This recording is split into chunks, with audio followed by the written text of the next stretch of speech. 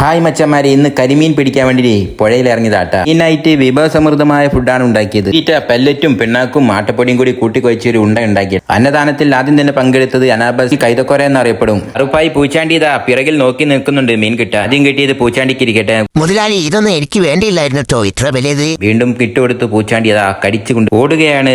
മുതലാളിക്ക് വട്ടായോ? എനിക്ക് വലിയൊരു മീൻ തന്നത്, ഞാൻ ഓടുക. തിരികെ ചോദിക്കുന്ന മുമ്പ് ഫ്രൈ ആക്കി കഴിച്ചു വരാം മുതലാളി. അങ്ങനെ വീണ്ടും അന്നദാനം തുടർന്നു. മീൻ കഴിച്ച് പൂച്ചാണ്ടി വീണ്ടും പിറകിലെത്തിയിട്ടുണ്ട്. വീണ്ടും അത് കഴിച്ച് എന്തൊരു സ്പീഡിലാണ് പൂച്ചാണ്ടി എത്തിയത്. തീറ്റയിൽ അടുത്തതായിട്ട് പരലിതാ കൊത്തിയിട്ടുണ്ട്, നല്ല പൂവാലി പരല്. മുതലാളി, ആ പരല് എനിക്ക് തരുമായിരിക്കും. മുതലാളി അത് കവറിലേക്ക് ഇടുകയാണല്ലോ. അടുത്തതായിട്ട് അച്ചുനിതാ നല്ലൊരു കരിമീനെ കിട്ടിയിട്ടോ.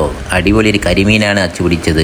കറുപ്പായി പൂച്ചാണ്ടി മീൻ നോക്കി വെള്ളമിറക്കുന്നുണ്ട്. മുതലാളിക്ക് വേണ്ടെങ്കിൽ ആ മീൻ എനിക്ക് തരുമോ? വീണ്ടും നമ്മുടെ അന്നദാനത്തിൽ പങ്കുചേരാൻ ആ കരിമീൻ എത്തിയിരിക്കുകയാണ് ഗൈസ്. മുതലാളി മീൻ പിടിച്ച് കൂട്ടുകയല്ലാതെ തരുന്നില്ലല്ലോ. എത്ര നേരമായി കാത്തിരിക്കുന്നു മുതലാളി, പഹയൻ മീൻ തരുന്നില്ല. വല്ല തവളയും കിട്ടുമോ നോക്കട്ടെ. വീണ്ടും തീറ്റയിൽ പരലടിച്ചിരിക്കുകയാണ്, നല്ല പൂവാലി പരലുകൾ. വീണ്ടും മീനിൽ നോക്കി പറയുന്നുണ്ട്, കണ്ടിട്ടെന്താ കാര്യം, കിട്ടണ്ടേ മുതലാളി? സമയം അതാ ദൂരെ പുഴയിൽ എന്റെ തോണി കുറച്ചാളുകൾ കൊണ്ടു നടക്കുന്നുണ്ട്. ക്ഷമയുടെ നെല്ലിപ്പലക ഇളകിയിരിക്കുകയാണ്.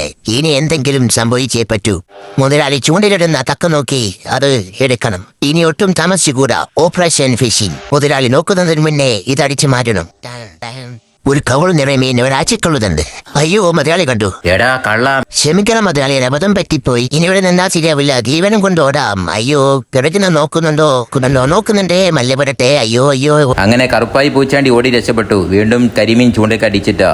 നല്ല കരിമീനുകൾ അങ്ങനെ കിട്ടിക്കൊണ്ടേയിരുന്നു. പോരാൻ നേരം ലേശം ഇരുട്ടായി. അന്നപ്പോൾ ആ വലിയൊരു കരിമീൻ കിട്ടിട്ടോ. ഏകദേശം ഒരു 3/4 കിലോ സൈസുള്ള വലിയൊരു കരിമീനെ കിട്ടി. മീൻ കുടുങ്ങിയ പാടെ പൊന്തിക്കാൻ കഴിഞ്ഞില്ല. കോരിവേല കൊണ്ടുവന്ന് കോരിയെടുത്തതാട്ടോ. അങ്ങനെ അത്യാവശ്യം കരിമീനൊക്കെ കിട്ടി. ഇന്ന് രാവിലെ അത് വിൽപ്പനയ്ക്കായിട്ട് എടുക്കുകയാണ്. ബാക്കിയെല്ലാം ചെറുതാണ്, ഒന്നും നല്ല വലിപ്പമുണ്ടായിന്. വിൽക്കാനായിട്ട് പോവാട്ടോ. വീഡിയോ ഇഷ്ടപ്പെട്ട എല്ലാവരും സപ്പോർട്ട് ചെയ്യാൻ മറക്കരുതേ. Bye bye.